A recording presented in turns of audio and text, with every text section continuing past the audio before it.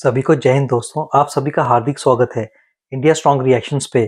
आशा करता हूँ कि आप सभी लोग बहुत अच्छे होंगे। तो आज हम आपके लिए एक इंटरेस्टिंग और एक दमदार डिबेट लेकर आए हैं भारत और पाकिस्तान के पत्रकारों के बीच में, जहाँ पे आप देखेंगे भारत की तरफ से होंगी भारतीय शेरनी, कश्मीरी बेटी याना मीर, और पाकिस्तान की तरफ से होंगे आरजू काजमी और फकर यूसुफजई। तो ये वीडियो काफी इंटरेस्टिंग होगी, जहाँ पे आप देखेंगे ये दोनों बात करेंगे भारत और पाकिस्तान के रिश्तों पे, और याना मीर दमदार तरीके से जवाब देंगी पाकिस्तानी पत्रकारों को। तो ये वीडियो काफी इंटरेस्टिंग होगी, आपको बहुत कुछ जानने को मिलेगा और मजा आएगा। तो इसे अंत तक देखें और चैनल पे नए हैं तो चैनल को सब्सक्राइब कर दें।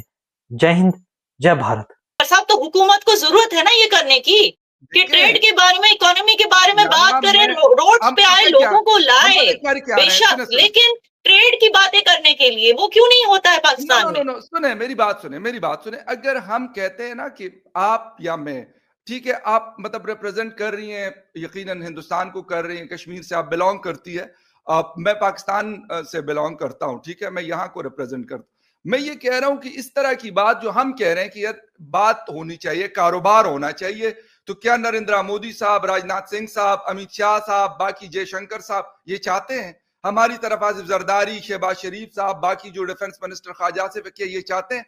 देखिए, ये वाली बात हमें करने की जरूरत है। ये वाली अवाम को क्या मसला है, अवाम को क्या फर्क पड़ता है कि कश्मीर के अंदर, जो उस तरफ के कश्मीर के अंदर है, कि कितना बड़ा प्रोटेस्ट हुआ या नहीं हुआ।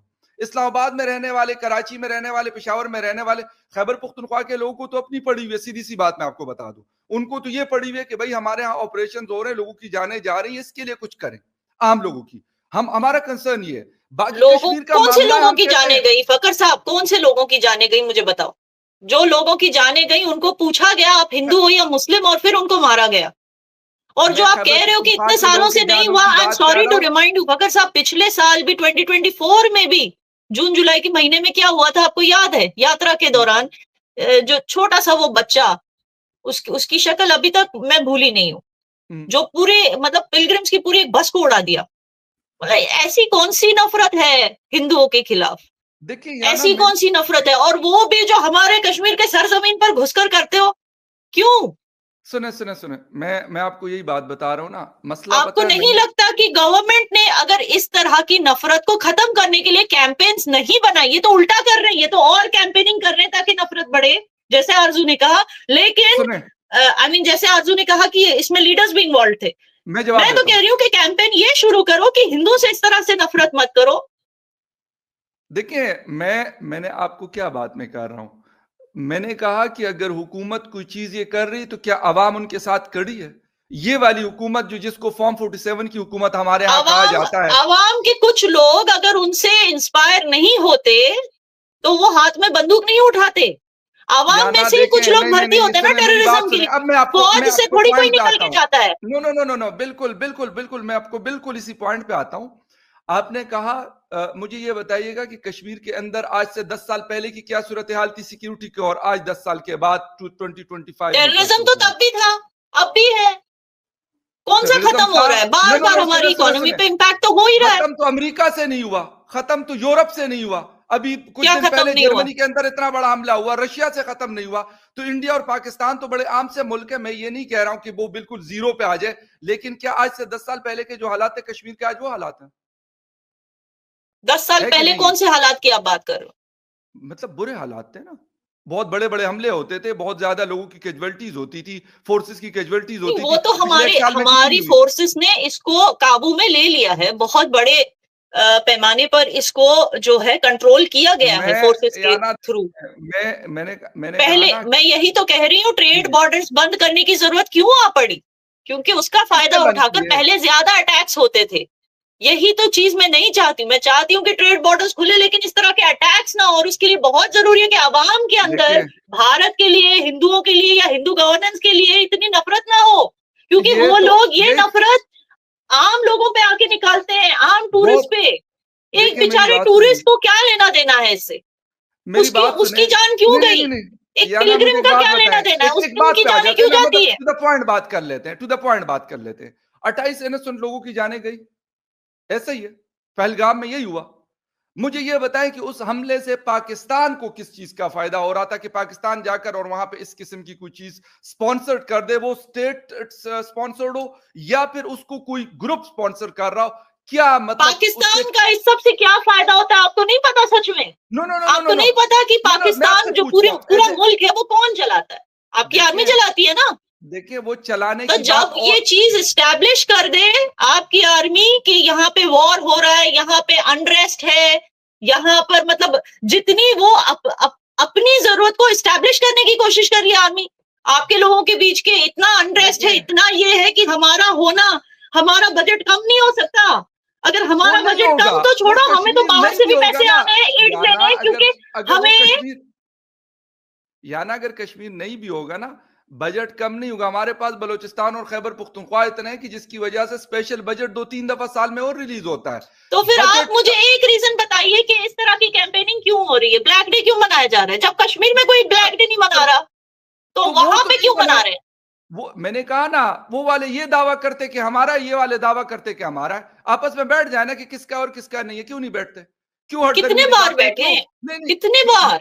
नहीं, देखें, बात इसके लिए कब ये लोग बैठे हुए हैं कि हाँ हमने इस कश्मीर मुद्दे को एक वंस फॉर ऑल खत्म करना है? कब बैठे हैं मुझे ये बताइए। फखर यूसुफजई को मैं सिर्फ इतना कहना चाहूंगा कि कोई भी लोकतांत्रिक देश जो होता है, जहां पे डेमोक्रेसी होती है, वहां पे सरकार वही करती है जो जनता चाहती है। अब पाकिस्तान की तो बात ही अलग है, जहां पे ना सरकार की चलती है ना अवाम की चलती है, तो सिर्फ पाकिस्तान की नापाक फौज की। और इसलिए भारत सरकार भी अब वो फैसले ले रही है जो यहाँ की जनता चाहती है। और हम चाहते हैं कि पाकिस्तान के साथ ना तो कोई रिश्ते रखे जाएं, ना कोई बातचीत की जाए। और जो तुम कह रहे हो कि अब कश्मीर के हालात वैसे नहीं है जो 10 साल पहले थे, तो क्या इसका क्रेडिट पाकिस्तान को जाता है? बिल्कुल नहीं। पाकिस्तान की आज भी नीयत यही है कि कश्मीर में अनरेस्ट को फैलाया जाए। आज जो भी हालात कश्मीर के सुधरे हैं, सारा क्रेडिट जाता है वो भारतीय सरकार को और खासकर हमारी सेना को। और इसको सीधा सीधा खुद याना मीर ने एक्सेप्ट किया, क्योंकि खुद वो कश्मीर में रहती हैं और कश्मीर की ग्राउंड रियलिटी बहुत अच्छे से जानती हैं। कैसे होगा कि आपके हिसाब से कैसे होगा?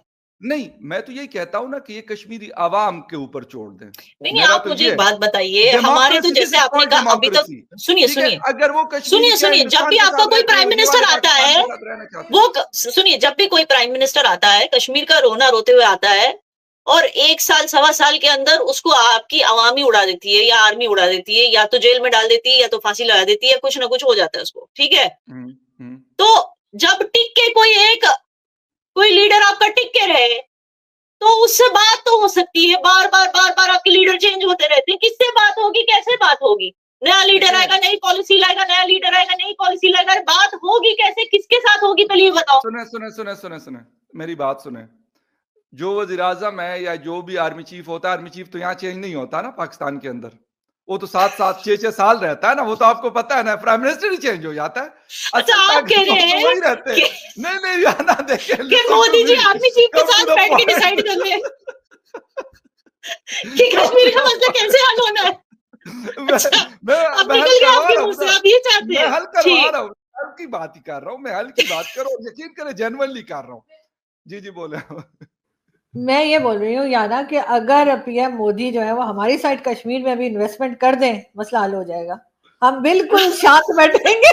उनको बोलो यहाँ भी मॉल बना दें, यहाँ भी रोड्स बना दें, यहाँ भी कोई समिट वमिट करा दें, $2-4 बिलियन यहाँ पे इन्वेस्ट कर दें, मैं गारंटी देती हूँ सब सही हो जाएगा। नहीं मतलब आजू पता ये कैसे लग रहा है? ये ऐसा लग रहा है जैसे तुम लोग हफ्ता मांग रहे हो, यार हमें हफ्ता दे दो, नहीं तो हम टेररिज्म कंटिन्यू रखेंगे, हम मानते रहेंगे। नहीं देखो, हंसना नहीं चाहिए, बिकॉज जिन घरों के दिए बुझे हैं ना, उसमें कई कश्मीरी भी मारे गए हैं, ये तो आप जानते हो। इस टेररिज्म को रोकने के चक्कर में इवन कश्मीरियों ने अपनी जान गंवाई है। पॉइंट इज कि इस तरह की बात आप लोग कैसे कर सकते हो कि हमारे यहाँ स्कूल खोल दो, इंफ्रास्ट्रक्चर बना दो, तब शायद टेररिज्म कम होगा? ये कोई तरीका है? अरे आप लोग नफरत कम करो ना। हमारे यहाँ मेजोरिटी हिंदूज हैं, आप लोग हमारी कंट्री के हिंदूज के लिए नफरत कम कर दो। सॉरी याना, हमारा इंडियंस का माइंडसेट बिजनेस माइंडसेट है, जहां उनको बिजनेस अपॉर्चुनिटी दिखी वो घुस जाएंगे। लेकिन आप लोग नफरत तो कम हम भी बिजनेस माइंड होना चाहते हैं ना, हम भी बिजनेस माइंडेड होना चाहते हैं। हम ये कब कह रहे हैं? मैं आपको जरूरत है फकर साहब, देखिए मैं बताता हूं दोस्तों, पाकिस्तान एक फेल्ड मुल्क है जो खुद कभी भी टूट सकता है, और ये चले हैं कश्मीर के लिए ब्लैक डे मनाने।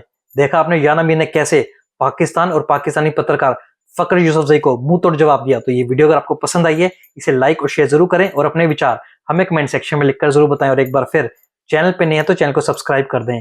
जय हिंद, जय भारत।